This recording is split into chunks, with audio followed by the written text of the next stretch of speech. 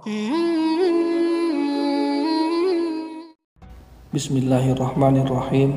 Assalamualaikum warahmatullahi wabarakatuh. Syukur alhamdulillah kita berjumpa lagi di channel At-Tazi. Semoga sahabat semuanya sehat selalu, dilapangkan rezekinya, diampuni dosa-dosanya, dan senantiasa dilindungi Allah Subhanahu wa ta'ala. Amin ya rabbal alamin. Salawat dan salam semoga tercurah kepada Nabi Agung Muhammad sallallahu alaihi wasallam yang kita nanti-nantikan syafaatnya di yaumil qiyamah. Sebelum melanjutkan, dengan kerendahan hati kami mengajak sahabat semuanya untuk mendukung channel ini dengan menekan tombol subscribe, like, dan share ke orang terdekat agar mendapat juga manfaatnya. Terima kasih. Sahabat beriman yang dirahmati Allah, puasa Syawal adalah puasa sunnah yang dianjurkan oleh Rasulullah Shallallahu Alaihi Wasallam. Yang sesuai dengan namanya, puasa ini berlangsung selama 6 hari di bulan Syawal. Puasa sunnah di bulan ini memiliki ganjaran yang besar. Sebagaimana dalam hadis Rasulullah Shallallahu Alaihi Wasallam bersabda, barang siapa yang berpuasa Ramadan, kemudian berpuasa 6 hari di bulan Syawal, maka baginya ganjaran puasa selama setahun penuh. Hadis riwayat Muslim. Lalu, bagaimana dengan orang yang ingin menjalankan ibadah puasa Syawal, namun masih memiliki hutang puasa Ramadan? Mana yang lebih utama dan didahulukan? Dijelaskan dalam fatwa Majma' al-Buhuth al-Islamiyah al-Azhar asy-Syar'i, ada 3 pro kontra soal menggabungkan puasa Syawal dengan qada puasa Ramadan. Pertama, menggabungkan niat puasa 6 hari di bulan Syawal dengan qada Ramadan menyebabkan salah satu puasa saja yang dianggap sah. Pendapat ini adalah pendapat ulama Hanabilah. Kedua, puasa qada yang digabung dengan puasa Syawal dianggap sah keduanya. Pendapat ini didukung oleh ulama Malikiyah dan mayoritas ulama Syafi'iyah. Ketiga, tidak diperbolehkan menggabungkan 2 niat. Pendapat ini didukung oleh sebagian ulama Syafi'iyah dan suatu riwayat ulama Hanabilah. Pendapat Imam Ibnu Hajar al-Haytami, wafat 974 Hijriah, bahwa puasa sunnah Syawal dan puasa qada Ramadan tidak bisa digabung karena kedua puasa tersebut memiliki hukum yang berbeda. Puasa qada Ramadan hukumnya wajib, sedangkan puasa Syawal hukumnya sunnah. Oleh karena itu, bagi yang memiliki hutang puasa Ramadan dianjurkan untuk mengqada hutang puasanya terlebih dahulu.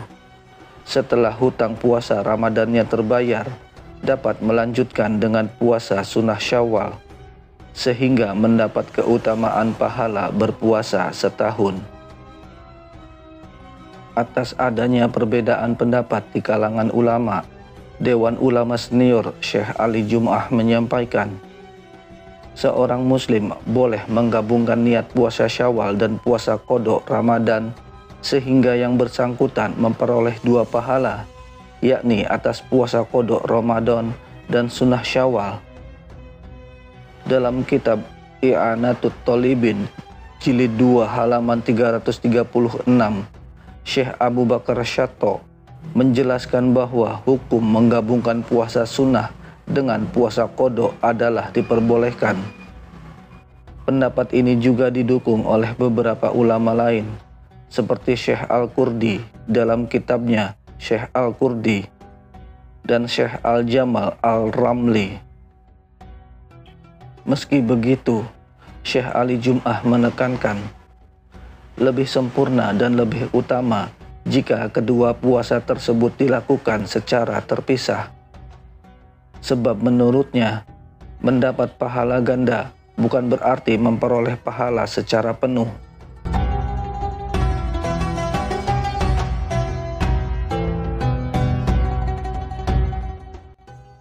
Jadi apakah sah mendahulukan puasa Syawal bagi orang yang tidak berpuasa pada bulan Ramadan karena ada uzur seperti haid dan semacamnya atau tanpa ada uzur. Jika ada yang tidak berpuasa di bulan Ramadan tanpa ada uzur, haram baginya untuk puasa Syawal. Qadha puasa diperintahkan untuk segera dilakukan, dan hendaknya ia tidak disibukkan dengan puasa yang lain.